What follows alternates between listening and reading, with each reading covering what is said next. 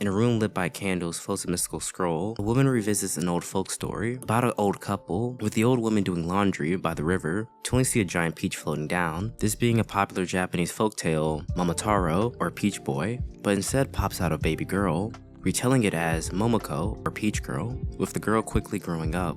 In a dark barren wasteland, ogre zombie-like creatures appear out of the ground. Meanwhile, in the mountains as high as the heavens, beautiful women live, with the queen sitting on top of a throne, hailed as the Celestial Maiden, entrusted with defeating the ogres. With her Maidens of Four, the maidens fly north of the royal palace, setting off on their mission.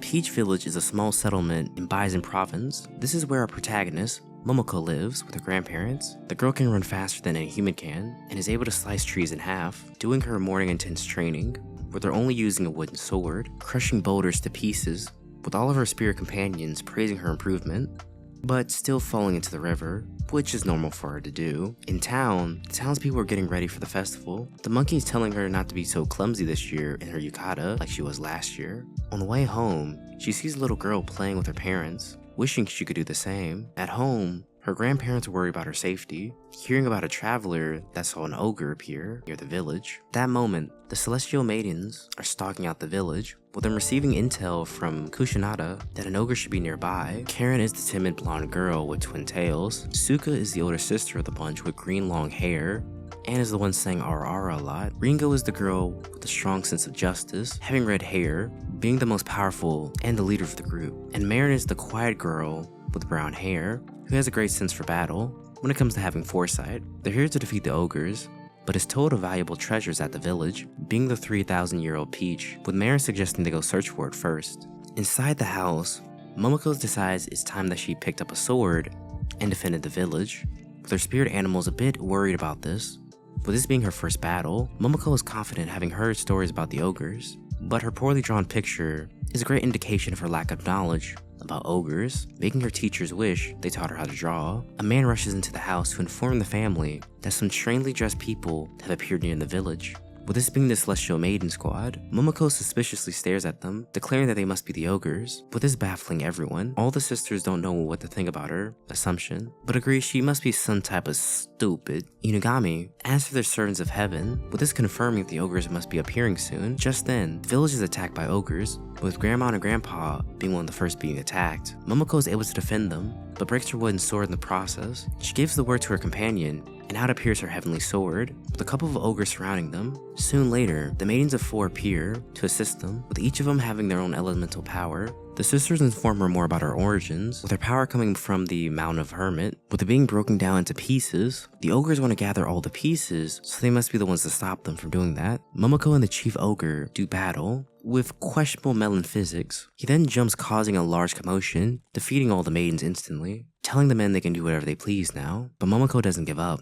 Inugami gives the girl all his power, changing her appearance to the Imigami form, appearing in blue wolf-like gear. This form is the most balanced of all of them when it comes to power and speed. With her having a halberd by Sento, is strong enough to hold back the ogre's attack and to push it back, using her howling fury wave to greatly injure the boss and force him to withdraw, keeping a piece of the peach. But soon later, her form dissipates, ruining her clothes. Afterwards, the rest of the women wanted to talk to her, with this being with the queen, Sumeragi Tenyo, with her reigning over all the heavens, asking for the girl's assistance to defeat the ogres, putting on an act, saying that her maidens are useless and unreliable. The other girls all have different expressions, but slightly agree, with Momoko not paying attention, wondering when she can leave to get some change of clothes. Momoko says goodbye to her grandparents and is off on her journey. In a lair floating on top of lava sits the boss of the ogres in a dark room, and he's about to discipline his troops. The boss is known as Jakuo, holding 4 pieces of the peach fragments they acquired. Genki is walking in the hall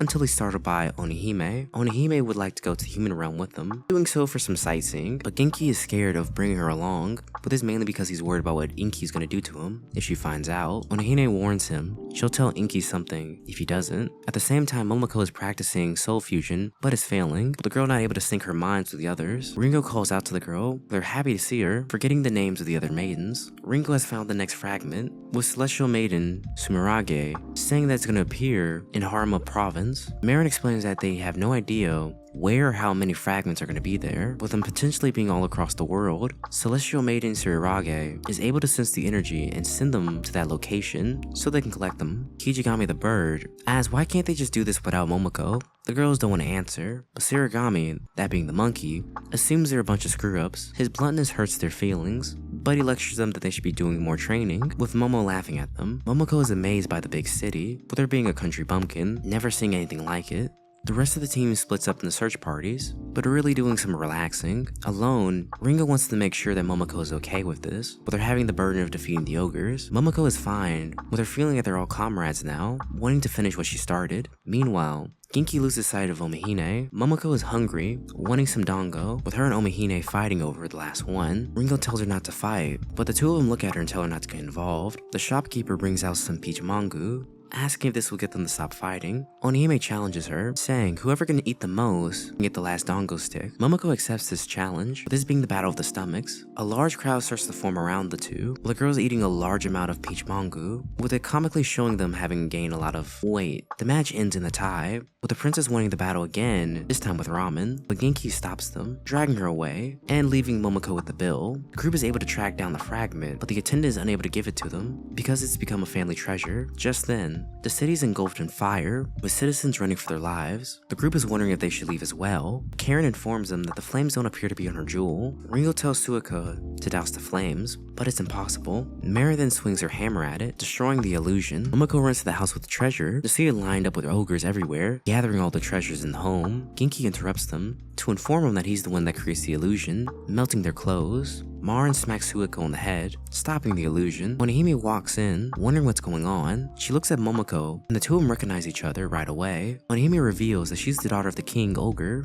Jakyo. She calls Momoko a fatty, and the two of them start their fight. Meanwhile, Genki subdues the rest of them, putting them in a sand illusion, with Marin unable to free them this time. Monkey gets himself free by using his friends as a stepping stool. Monkey tries to cheer up Momoko to keep her fighting spirit, but they're interrupted by Kushinada, being a close servant of the queen, with the girl like being tied up and stuff. The M word, if you would say, giving Momoko a gift. They eat the gift, transforming Momoko into her Sarigami form. In this form, she has the acrobatic super agility of a monkey, and she's able to keep up with Omihime. Using her 6-blade paws, Onihime manages to get the fragment, asking for the girl's name, vowing that she didn't lose, leaving. Momoko loses focus, and the transformation expires. The two girls try to convince everyone that they're not friends and they're enemies, but it's not working. The queen calls them to tell them that the next fragment is located somewhere in the mountains. After she leaves, two people appear to meet the Maidens of Four, Momoko.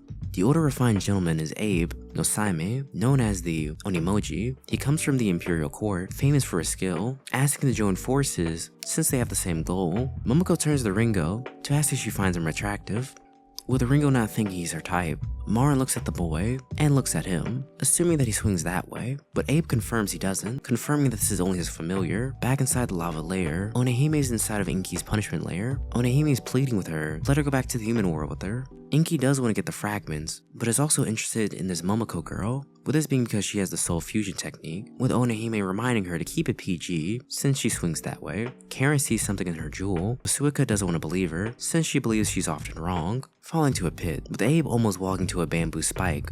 Next follows a whole bunch of snakes from trees. Suika is mad at Karen for not warning them faster. Inki and Onihime arrive, agreeing to save the fighting for later and to wait till after they see the fragments, dropping from a tree to fall into a trap, then again set off another trap afterwards. Momoko looks back and hears some voices, but doesn't know who they could belong to.